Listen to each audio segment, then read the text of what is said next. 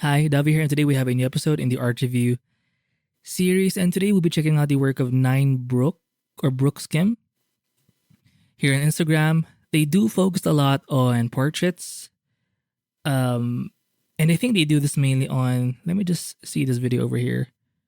Wait, is that a Sense Lab? Sense Lab Pen Display 16. This could be like a review product. I'm not sure if they use that daily, but are they using their iPad? It's hard to say because they don't show like work in progress shots. But I do like their pencil-esque sketches. Let me just start here. And they really go for that textured. It's almost close to charcoal given the deep blacks in their work. Right? But they're very good with like, for example, for the hair, they're very value-based when they do these types of drawings. They're not really focused on doing contour lines. It's a kind of approach that I think is, you will see this more, it's more common, I think, with charcoal artists.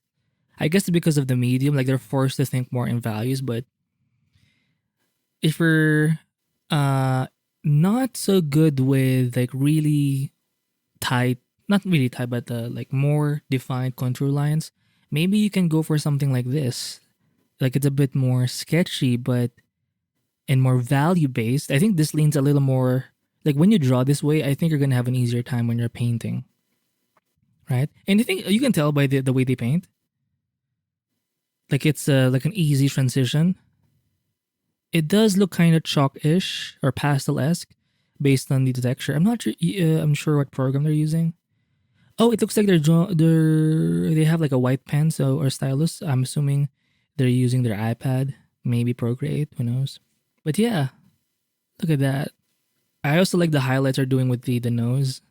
Really cool. The nose is always like a hard thing to draw because sometimes you make the nostrils a bit too dark, so they end up looking like pigs. But if you want to check out how it's done well, check out brookskim. Again, I will link this page in the description below.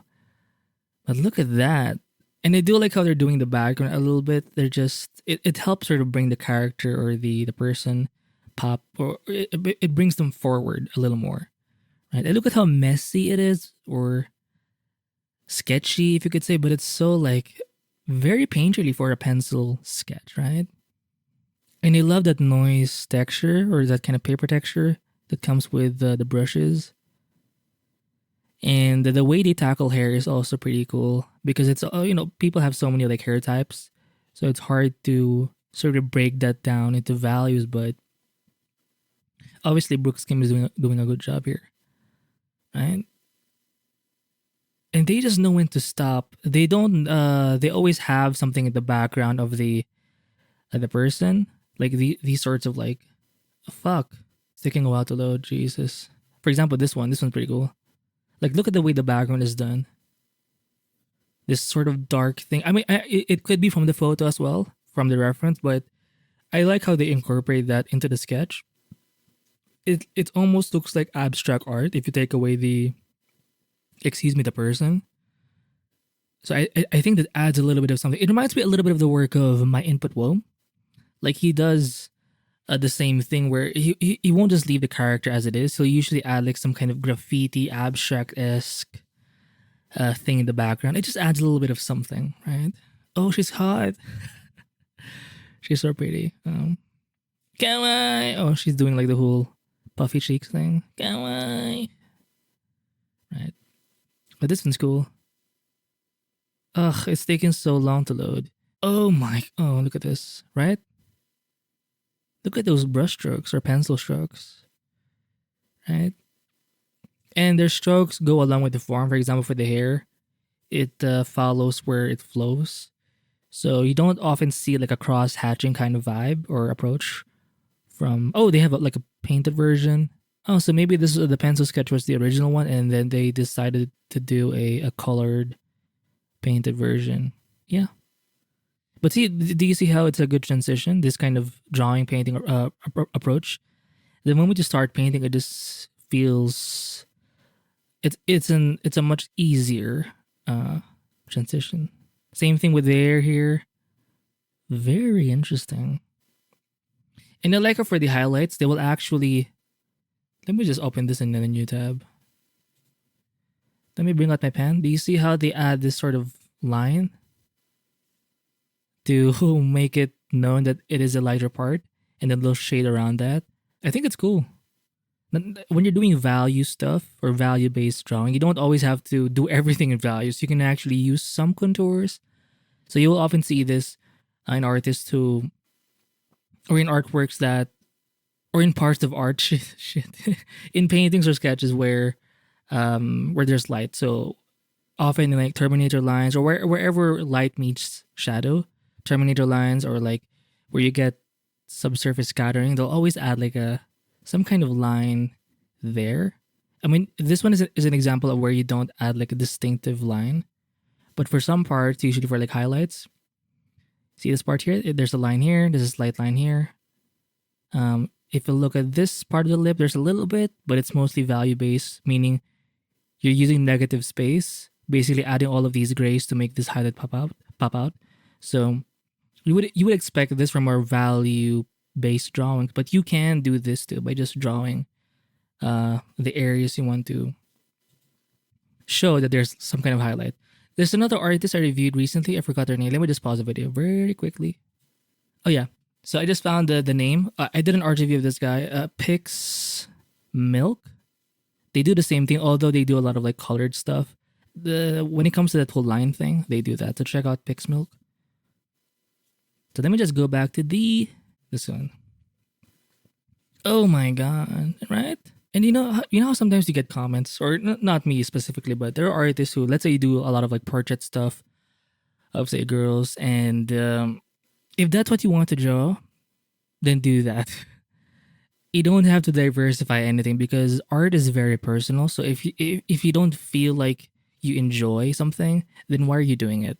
You know, I mean, sure there are, because you can do something that you don't enjoy, but in the end, you know you want that thing. For example, if you know you want to draw characters, obviously you want to struggle a little bit in learning human anatomy, but you know, once you acquire those that knowledge of human figure of the human figure or anatomy, you're gonna have way more fun creating characters, right? So yeah, there is that, but in general, if you just enjoy doing these or whatever it is you want to do, then just do that. This artist would not be where they are. They would not develop the skills they have now if they did not draw the things they enjoy. And clearly, they like portraits and they like doing it in pencil, something in color, but mainly in like this sort of graphite, charcoal-esque kind of vibe. So that's what's gonna build your presence. So especially for those of you who are just it's an iPad.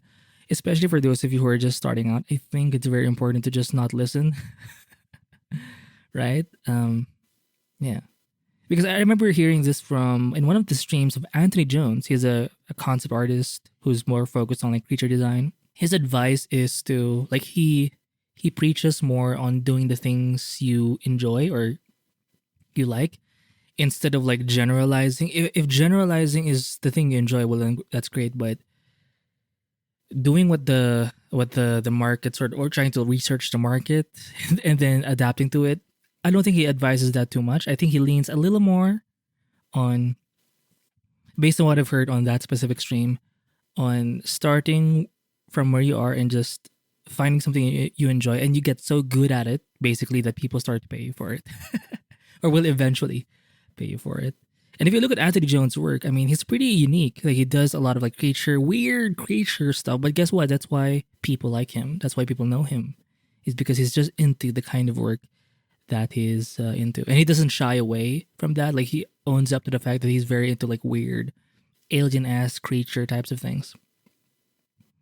So yeah, if you're into like see, if you like you know, going to Pinterest, sketching, whatever is on there or whatever your a reference board is, and you just like sketching, go, you know, do that, right? And you will find yourself through that process.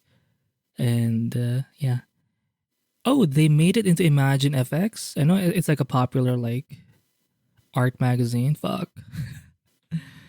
So they're clearly making the moves, right? Clearly one of the big boys or girls here. Right, there you go. Again, with the highlights, I love that sort of, it's very unique to them. They add this sort of triangular highlight in the cheeks and in the nose. And their brush work or their line work, if you look at their pencils, it's a bit thick. It's almost as if they're using like a flat pencil. And again, look at the background, the way they add those hatchings to sort of make the character pop out even more. Oh my, she's cute. Kawaii. And when you look at the amount of faces here, it's this one she's using more of a white yellowish, yellow paper kind of tint. Oh, I like this one. Look at that. Well, everything really, but there you go. So that's it for this art review. Check out their work. I will link this page again in the description below. And I'll see you in the next one. Oh, they're based in Seoul, South Korea. Bye.